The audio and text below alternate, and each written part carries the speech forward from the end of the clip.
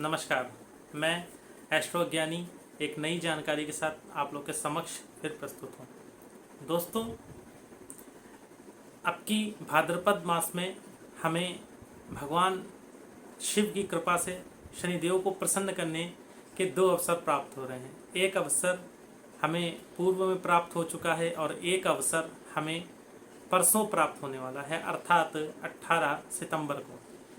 ऐसा क्या होने जा रहा है 18 सितंबर को, उस विषय पे हम चर्चा करेंगे।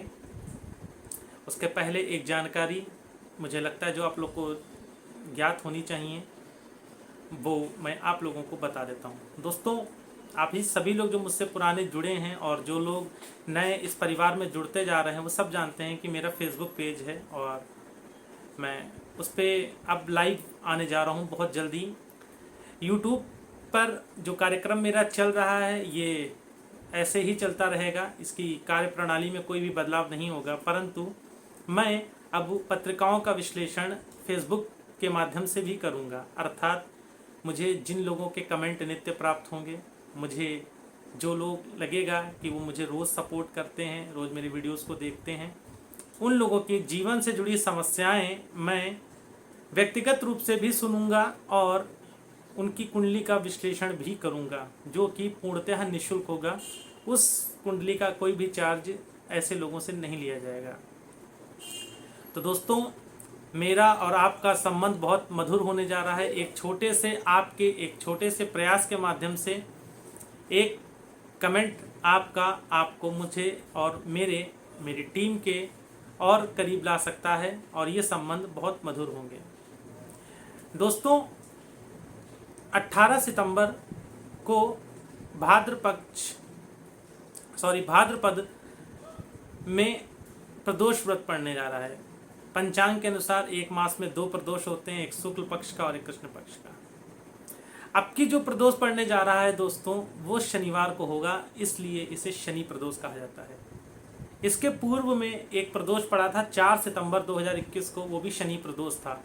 तो अब की महादेव की कृपा से 2 शनि प्रदोषों का हमें लाभ मिलने जा रहा है। क्यों खास है अपने आप में शनि प्रदोष? क्यों भगवान शिव की उपासना से शनिदेव कष्ट देना कम कर देते हैं? दोस्तों, भगवान शिव को आप जानते हैं, वो तो दानवीरों के दानवीर हैं, कुछ भी किसी को दे देते हैं। छोटी सी भक्ति से भी प्रसन्न होकर अपने भक्तों को, चाहे वो देवगण का हो या राक्षस गण का हो, उन्होंने कभी भेद नहीं किया और अपनी सब कुछ सर्वस्व लुटा दिया। तो ऐसे भोलेनाथ को प्रणाम करते हुए भगवान शनि, जो कि न्याय प्रिय हैं, न्याय चक्र हैं, और उनकी न्याय कार्य प्रणाली से कोई नहीं बचा है। यहाँ तक कि भगवान शिव भी नहीं बचे, ऐसा शास्त्रों में आता है। पौराणिक कथाओं में ऐसी मान्यता है कि एक बार भगवान शनि कैलाश पर्वत पहुँचे और उन्होंने भगवान शिव से कहा कि भगवान शिव, मैं आपके ऊपर अपनी वक्र दृष्टि डालने वाला हूँ। तो भगवान शिव हंस पड़े, परंतु वो जानते थे क्योंकि वो न्याय प्रिय हैं शनिदेव, उनके लिए देव और दानव दोनों समान है। तो भगवान शिव चिंतित भी हो गए। भगवान शिव ने शनिदेव से पूछा कि शनिदेव, आप मेरे ऊपर कब अपनी वक्र दृष्टि डालेंगे? तो भगवान शनिदेव ने कहा कि मैं 1.25 प्रहर तक कल आपके ऊपर वक्र दृष्टि डालूंगा। भगवान शंकर को इतना बोलकर शनिदेव वहाँ से चले गए। भगवान शिव मंद मंद मुस्कुराते रहे और भगवान शिव इस वक्र दृष्टि से बचने का उपाय खोजने लगे। जब वो 1.25 प्रहर का समय आया तो भगवान शिव ने अपनी वास्तविक स्थिति में परिवर्तन करते हुए हाथी का स्वरूप ले लिया और जाकर मृत्यु लोक में छुप गए। 1.25 प्रहर बीत जाने के बाद भगवान शिव अति प्रसन्न हुए कि वो शनिदेव की वक्र दृष्टि से बच गए और वो वापस कैलाश पर आते हैं तो देखते हैं कि शनिदेव वहाँ उनका वेट कर रहे हैं, इंतजार कर रहे हैं। भगवान शिव ने शनिदेव से कहा कि देखिए, मैं आपकी वक्र दृष्टि से बच गया। तो शनिदेव बहुत मुस्कुराए और उन्होंने भगवान शिव को प्रणाम करते हुए बोला कि हे आदिदेव, हे महाकाल, मेरी वक्र दृष्टि से तो कोई नहीं बच सकता और आप भी नहीं बचे। तो भगवान शिव को उन्होंने समझाते हुए बोला कि मेरी ही वक्र दृष्टि का फल था कि आपको देव योनि छोड़कर मृत्यु लोक में पशु योनि में सवा पहर तक रहना पड़ा। ये बात जब भगवान शिव को ज्ञात हुई तो भगवान शिव ने शनिदेव को गले लगा लिया। पौराणिक कथाओं के अनुसार भगवान शिव ने ही न्याय चक्र का जो काल था, न्याय चक्र की जो प्रणाली थी वो शनिदेव को दी थी और शनिदेव को भगवान शिव ने अपने शिष्य के रूप में अपनाया था। इसलिए भगवान शिव की उपासना करने से शनिदेव बहुत प्रसन्न होते हैं। तो चलिए दोस्तों, ये तो कथा थी। बात करते हैं विषय वस्तु के ऊपर कि हमें 18 सितंबर 2021 को जो शनि प्रदोष है अपने आप में अद्भुत है, क्या करना चाहिए। आपकी चंद्र राशि कोई भी हो, आपकी लग्न कोई भी हो, डजंट मैटर, आपको महत्व एक उपाय अवश्य करना है। ये सभी राशि वालों के लिए है। शाम को आपको पीपल के पेड़ के वृक्ष के नीचे जाना है और वहाँ पर पीपल के पेड़ का एक पत्ता जो कि गिरा हुआ हो, उसको आप दिन में भी ला सकते हो, लाकर रख लेना है। या अगर मंदिर में ही अवेलेबल हो जाता है तो वहीं पर ले लीजिए और मंदिर में नल वगैरह होते हैं, उस पत्ते को साफ कर लीजिए। उस पत्ते को पीपल के पेड़ के नीचे रख के चिकनी तरफ उसके ऊपर एक मिट्टी का दिया रखना है और उसमें सरसों का तेल डालकर, थोड़े से काले तिल डालकर आपको सरसों के तेल की दिए का दीप प्रज्वलित करना है और वहाँ बैठकर शनि चालीसा का पाठ करना है। आप किसी भी राशि के हों, ये सभी राशि वालों के लिए, किसी भी लग्न के हों।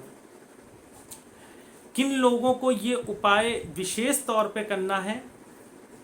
मिथुन, तुला, धनु, मकर और कुंभ राशि वालों को, इन लोगों को ये उपाय शनि प्रदोष का जरूर करना है।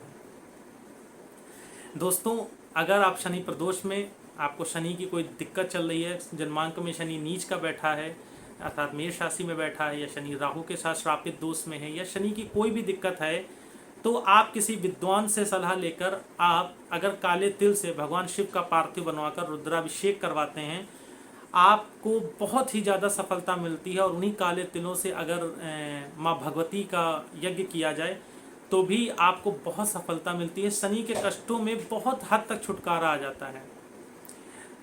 शनि प्रदोष को और हम महत्वपूर्ण कैसे बना सकते हैं? तो दोस्तों, शमी का पेड़ आप जानते होंगे, जग विदित है। मैंने बहुत लोगों को बहुत अपने वीडियोस में शेयर भी करा है शमी के पेड़ के बारे में।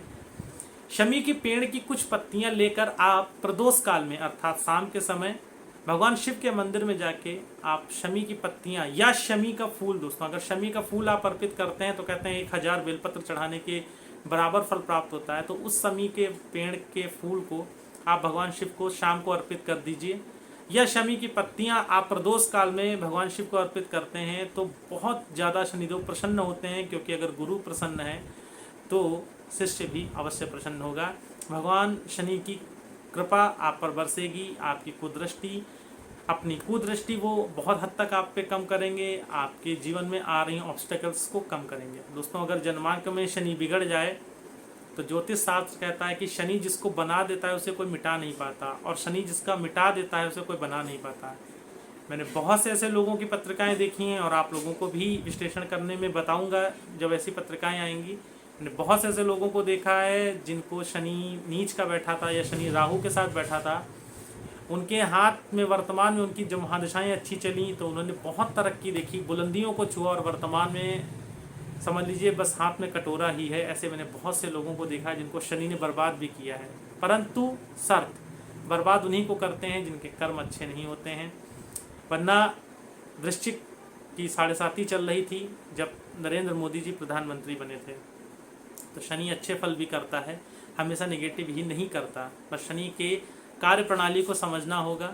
जो शनिदेव चाहते हैं वो आप करते रहिए, शनि अपनी पूर्ण कृपा आपको प्रदान करेगा। तो दोस्तों, 18 सितंबर का दिन, एक महत्वपूर्ण जानकारी मैं और देना चाहता हूं। अगर कोई शनिवार का व्रत करना चाहता है, किसी विशेषज्ञ को किसी ने शनिवार का व्रत बता रखा है, तो आप इस दिन से शनिवार का व्रत आरंभ कर सकते हैं। बहुत अद्भुत होगा इस दिन से शनिवार का व्रत आरंभ करना।